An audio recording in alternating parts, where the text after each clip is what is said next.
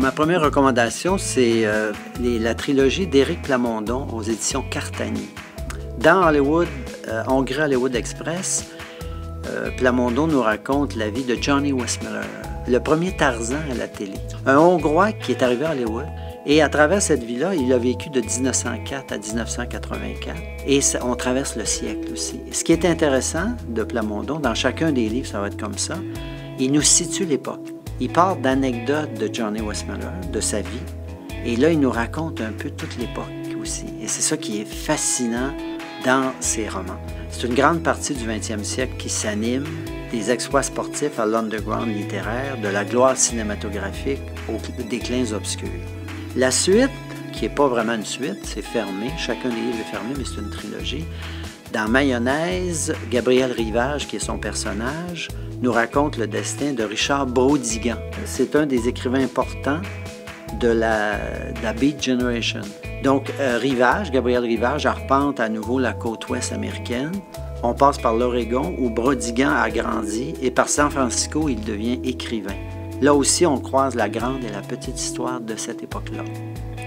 Et dans Pommes, le titre le dit déjà, c'est Gabriel Rivage va à la rencontre de Steve Jobs, enfant adopté, ancien hippie, employé chez Atari, père de Lisa et créateur de Macintosh. Donc, Plamondon, au niveau de sa structure, ce que je trouve intéressant, c'est qu'il nous fait évoluer dans une époque et il nous fait ressortir l'époque. Et c'est très, très, très original et très universel aussi.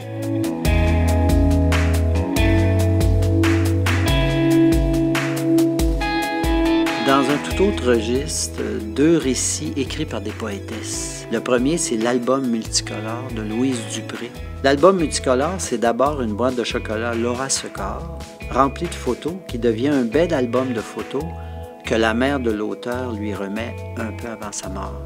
Quelques mois après la mort de sa mère, Louise Dupré feuillette l'album et entreprend de faire le récit du deuil pour tenter de saisir qui était la femme qu'elle a appelée toute sa vie maman. L'auteur réussit habilement à juxtaposer le temps passé et le moment présent. À travers une écriture fluide et dépouillée, on sent la vie respirer dans chaque syllabe de chaque mot. Un témoignage littéraire très émouvant. Et l'autre récit, qui part aussi de la mort de sa mère, s'intitule « Recommencement » de Hélène Dorion. C'est une émouvante réflexion sur l'existence humaine. Ce livre magnifique nous invite à reconsidérer le regard que nous portons sur les points de retournement qui jalonnent notre vie. L'écrivaine s'interroge, retourne sur ses pas, refait le trajet jusqu'à l'enfance. Hélène Dorion a réussi un vrai travail d'orfèvre qui se lit avec passion.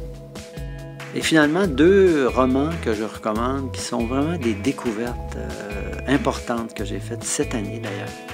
Le premier, c'est La déesse des mouches à feu de Geneviève Peterson aux éditions Cartani. C'est l'histoire de Catherine, 14 ans en 1996, à Chicoutimi-Nord, qui est une adolescente plutôt délurée. Elle tripe sur Christian F. et sur des gars beaux comme des films en noir et blanc. Elle se drogue au grand désespoir de ses parents qui sont à bout de souffle.